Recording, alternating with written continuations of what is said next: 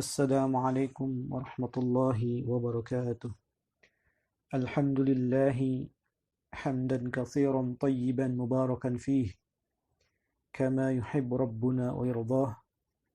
أشهد أن لا إله إلا الله وحده لا شريك له، وأشهد أن محمدا عبده ورسوله. اللهم صل على سيدنا محمد وعلى آل سيدنا محمد. Baik, rekan-rekan sekalian, langsung saja saya akan mulai untuk mempersingkat waktu. Kemarin kita sudah membahas tentang ilmu sharaf, mulai dari definisi-definisinya sampai dengan pembahasan bina sahih, bina misal, bina al-mudha'af, bina al-lafif, bina al-naqis, bina al-mahmuz, dan terakhir bina al-ajwaf.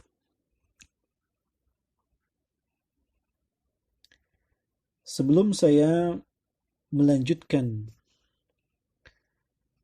pembahasan tentang tasrif atau yang berkaitan dengan bina sahih dan bina-bina yang lainnya, maka terlebih dahulu saya akan membahas tentang isim dhamir. Karena ketika kita nanti membahas tentang tasrif, maka akan berkaitan erat dengan isim dhamir.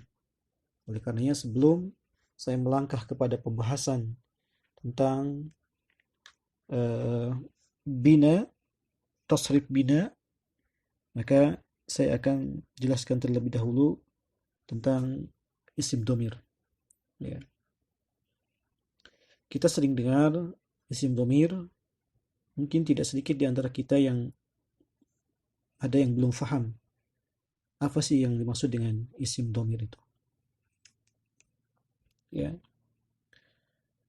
Secara bahasa, ad-dhamir atau ad-dhamairu, ya, jamak dari dhamir, itu adalah bermakna kata ganti. Ya. Secara bahasa, ad-dhamir bermakna kata ganti. Adapun secara istilah, isim dhamir adalah isim ma'rifah yang mabni tentunya, yang bermanfaat atau berguna atau berfungsi untuk menggantikan atau mewakili sesuatu atau seseorang maupun sekelompok. Sekali lagi saya ulang, isim dhamir secara istilah adalah isim ma'rifah yang mabni, yang bermanfaat untuk menggantikan atau mewakili sesuatu, seseorang, ataupun sekelompok. Ya. Jadi itu definisi isim dhamir secara istilah. Ya. Namun kita sering menyebut isim dhamir itu sebagai kata ganti. Nah, ini tidak salah. Ya, tidak salah. Ya. Dan memang isim dhamir itu adalah kata ganti. Gitu. Baik, kemudian berbicara isim dhamir, maka ada beberapa macam tentu saja yang dikategorikan sebagai isim dhamir. Ya. Ada yang pertama disebut dengan dhamir rafa' munfasil. Ya. dhamir rafa munfasil. Contohnya seperti huwa, huma, hum, dan lain-lain. Ya, ini termasuk dhamir rafa munfasil. Ya. Ada juga yang disebut dengan yang kedua dhamir nasab munfasil. Dhamir nasab munfasil seperti iyyahu, iyyahuma, iyyahum, dan seterusnya. Kemudian yang ketiga, ada yang disebut dengan dhamir rafa muttasil. Ya, kalau tadi munfasil itu terpisah dari katanya. Ya, sekarang muttasil. Kalau muttasil itu bersambung, menyatu dengan kata. Ya, seperti misalkan fa'ala, fa'ala, fa'alu. Ya.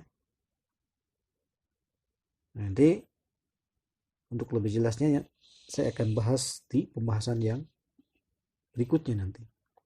Ya. Kemudian yang keempat, ada dhamir nasab muttasil. Seperti nasarahu, nasarahuma, nasarahum. Ya. Kemudian yang berikutnya ada dhamir jar. Ada bil idhafah, ada juga bil harfi. Kalau bil idhafah seperti baituhu, baituhuma, baituhum, dan seterusnya. Ada juga bil jar dengan huruf jar seperti minhu, minhuma, minhum, dan seterusnya. Ya. Jadi itu macam-macam isim domir atau kata ganti. Ya, insya Allah nanti untuk penjelasan yang lebih detailnya nanti akan saya bahas pada pembahasan berikutnya. Insya Allah Ta'ala. Ya. Saya harap rekan-rekan bisa bersabar. Ya. Sebab belajar ilmu saraf butuh kesabaran. Butuh kesungguhan, tidak tergesa-gesa. Ya. Sedikit-sedikit, yang penting paham. Ya, kalau saya sekaligus kasih banyak, maka khawatir rekan-rekan sekalian sulit untuk memahaminya. Sebab belajar ilmu saraf itu butuh ketelitian, butuh konsentrasi, sehingga kita bisa memahami kaidah-kaidah ilmu saraf secara detail tentu saja. Dan alhamdulillah kalau kita sudah paham, maka insya Allah kita akan bisa membaca, memahami perkataan-perkataan para ulama yang termaktub di dalam kitab-kitab mereka, yang tentunya menggunakan bahasa Arab. Ya, baik. Mungkin itu yang dapat saya sampaikan pada kesempatan kali ini. Kurang lebihnya mohon dimaafkan. Wabillahi taufiq wal hidayah. Assalamualaikum warahmatullahi wabarakatuh.